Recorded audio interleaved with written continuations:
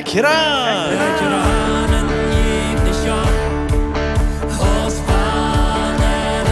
Laat ons topranen en God kennen leren.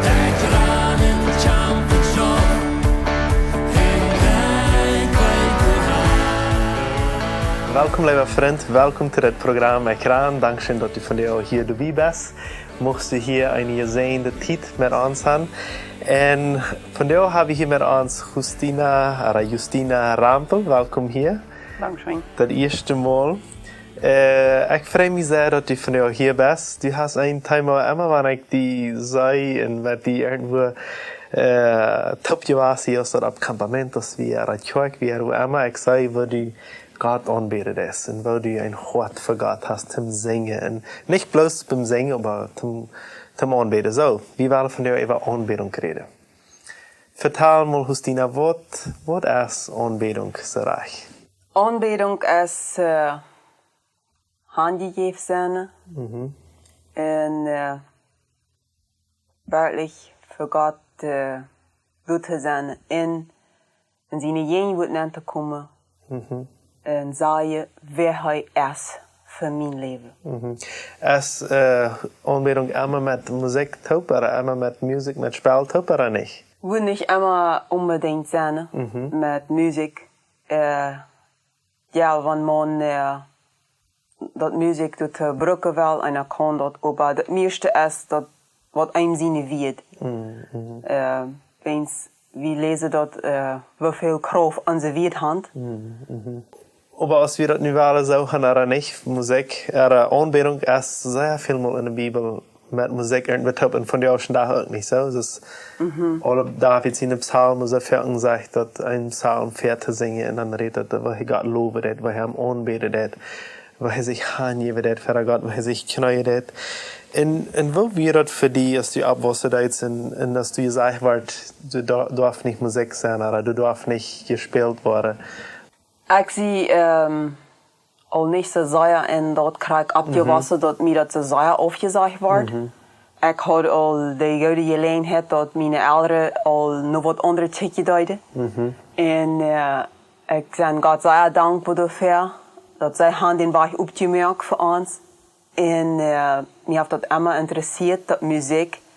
En ik weet dat er ook, wanneer man dat richtig brukken deed, man kan met dat ook God loven en prijzen. Wie du irgendwo ein Instrument, was je irgendwo gekregen hast, oder irgend so was in je huis? Das hat je irgendwas zum Spielen?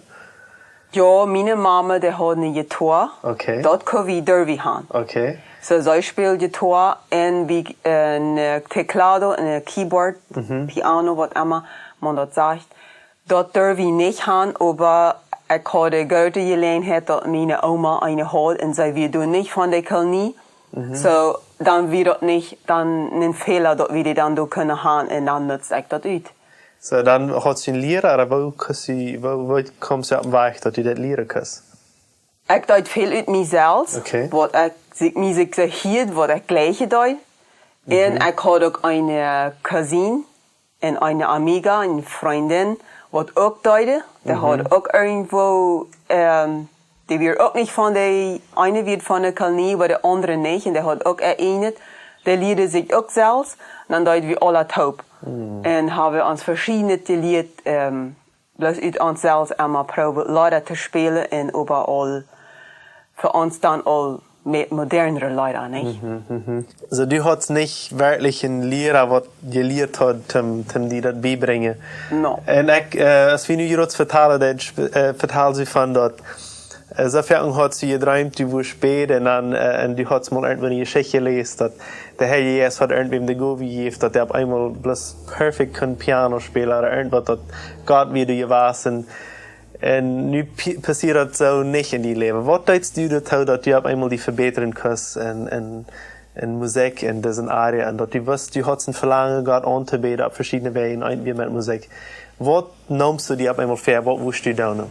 Aus meiner Jugend hatte ich dann ein klein bisschen Gelegenheit, dass ich ein bisschen kann, aber wenn wie weit aufwohnte und nicht viel kannte, dass ich dann bloß, aber über dem befriedigt mich. Und dann habe ich ungefähr 15 Jahre, wo ich das Piano ganz leer gelassen habe. Okay, wow. Aber das wird nicht ausgestorben in mir. Das wird immer noch die Verlangen in den Janker, den Drief in mir. Ich muss das einen Tag noch kennen. Ich muss das kennen. So, ich kriege die Gelegenheit, dass ich nach der Schule gehen. Und wo ich auch sehr dankbar für sie. So, ich merke jeden einen Mut. Das ist zweimal zu jung und zweimal zu alt, zum was lernen. Wenn das in die ist, dann streef du nur und die Gelegenheit wird kommen, dass du dort was erfüllen kannst. Und vertel, wo wäre diese Stunde für die vertel sich ein bisschen, als du an das denken dass du einfach, wenn die nicht in der Schule wäre, wo du beten für die Gemeinschaft hast mit Gott, mit Jesus, mit den Heiligen Jesus, wo wäre diese Zeit? Das ist die Gemeinschaft in deiner Stube mit Gott. Und ich habe sehr schöne Zeit gehabt und einfach, dass ich dort so voll Zeit wisse, dass wir nicht mehrlich sind, dort zu lernen, was der Lehrer mir hat abgegeben. Aber ich werde an, wenn ich mir Zeit nehme dort und ich mir ihre Hand knäue dort und ich bete den Heiligen Geist um seine Leitung, ich kann das besser merken. Und ich kriege das hin. Vielleicht nicht so perfekt als viele wohl. Erst ein bisschen schwander, wenn einer ist, klingt allererst was zu lernen, aber das ist nicht allmählich. So, und ich fühle, dass dort wirklich der Heilige Geist wird, ich am Ankreeuw dort und an seine Leitung bete dort, er wird durch und er hält mich, dass mir das leichter wird, zu lernen, was immer dort dann wird, nicht. Ich dort auch Singklasse nehmen, und Piano, so, dort ich beides taub nehmen. Und so, das ist eine Möglichkeit. Und am Motto, ein Priester tun, ja. Und was sagt die Bibel über Aunbädunk? Was sagt die Bibel über das ganze Thema? Wo setzt du das? Ich sage dort so, dass Gott, die Bibel redet von sehr viel von Aunbädunk. Wir finden dort, dass mehr als 800 Verse sind in der Bibel, wo das redet von Aunbädunk. Und das sagt in Johannes 4, Vers 23, dass er sieht, wahrhaftige Anbeter. So, dass er sagt, dass er sieht, das meint, du seid noch immer nicht genug. Er sieht noch immer nur mehr in wahrhaftige Anbeter. Was du auch siehst, wenn das wahrhaftige Anbeter ist, das bedeutet, dass wahrscheinlich das sind, was nicht wahrhaftig sind. Das darf noch genug sein, was nicht wahrhaftige Anbeter sind. Und was andere Jäten, andere Sachen, andere Dinge, andere Jäten anbeten dann nicht so, was nicht ein wirkliches Leben haben mit Gott. Wo setzt du einen wahrhaftigen Anbeter? Oder wo kann das auslösen, einen Anbeter? Ich weiß, du hast ein Beispiel, was mir sehr gefällt, das wie von Maria. Wo sie an Jesus erfreut wird. Wo sitzt die Maria? Maria, die bei Jesus wieder feit wird, mit Parfüm, seine Feiten, seine Throne, mit ihrer Haar. Dort sage ich aus, sie wird wirklich ganz vom tiefsten Hort, sie wird demütig, das bedeutet Demütigkeit, sie knäut sich an, sie wird handgegeben, ganz vom Horte. Dat ze wirklich wie mit ihrer Haar, dat wird Schmucksache mit deine Feite drehen. Wir können uns vorstellen, dass Jesus seine Zeit, wo Mutter seine Feite gewaschen und dat ze wirklich wie Schmuck zu brücken, dass Jesus seine Feite aufdrehen, dat ze wirklich ganz deutlich handgeben, was sie dort in wahrhaftige Anbeter. Wo setzt du das Parfüm in dieser Geschichte, wo sie auch das Parfüm brauchen für Jesus in der Feit? Wo setzt du das? Das Parfüm, das ist, wo Gott nur lüret, von einem wahrhaftigen Anbeter, was wirklich anbetet, als ein schönes Geruch, ein Opfer. Wird beschuldigt, dass sie können das doch verkaufen, nicht? So, dass wir ein sehr teures Parfüm. Dat wie nicht irgendwas bildet. Ze zei Opfer doet werkelijk in doll hand, dat ze dat parfum doet tweemaal in zijn feiten met salbe duidt, amte met salbe duidt. En dat is wat God nou ziet je dat. Dat schijne geruch weil er von uns, wenn wir in die Mannschaft mit ihm kommen, in seine Gegend wird, dort ist für ihn ein schönes Geruch, was er noch sieht. Du hast auch eine Psalme, und wir würden hier gerne 150 Psalmen lesen von dir, weil wir haben nicht Zeit. Was ist ein Psalm, ein Vers von der Psalmen, was die besonders rückstärken hat, was die wiesen hat, wo Gott anzubeten? Dort ist in Psalm 95, Vers 6, dort sagt, kommt weil wir am Anbeten, und ver am Knäuen, in Handvollen, vor dem Herrn, der uns gemerkt hat. Wo setzt du, wo kann Anbetung sein in ein persönliches Leben? Anbetung, ja, wir können auf verschiedene Wege dort tun, aber ich glaube, wenn wir in Welt, ja, wenn wir anbeten, das hat hier sagt, sie knäuen vor wir beweisen dort mit unserem Tod, dort wir sein Hand gegeben, nicht? Und dann sagt das noch Handvolle. Und dort beweist ein Däumütiges Hort, was wir für Gott haben und was wir für ihn ewig haben, nicht?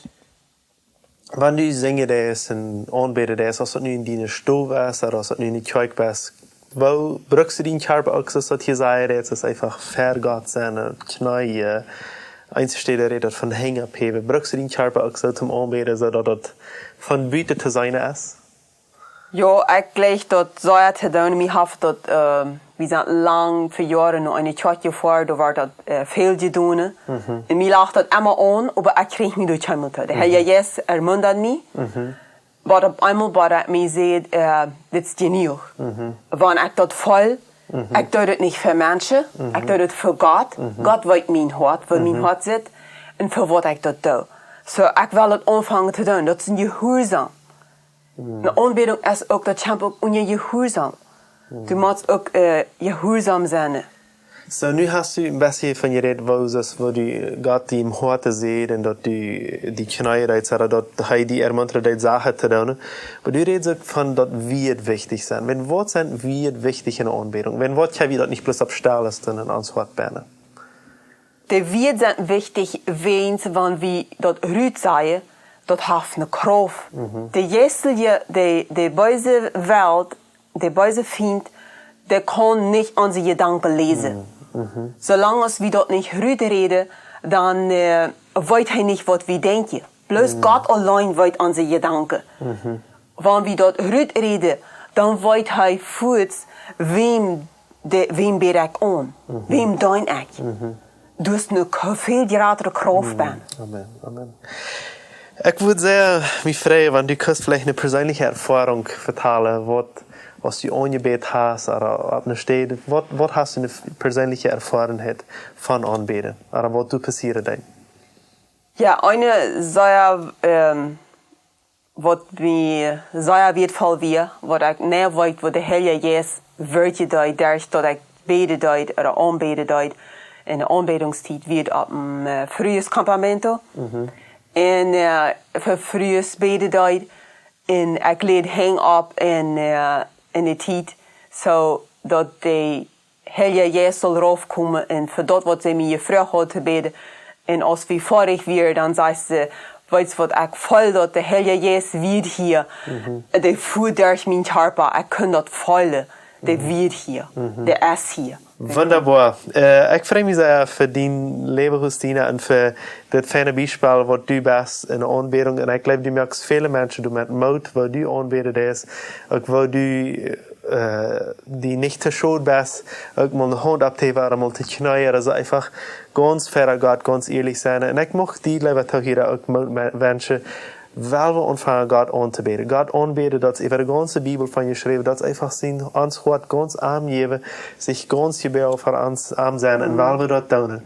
Wenn dir das gefallen hat von dir, ans was wir hier verteilt haben, ich möchte die Frau, möchte das mit all deinen Freunden mitteilen, und dass die auch davon lernen, und dass die auch was im Herrn.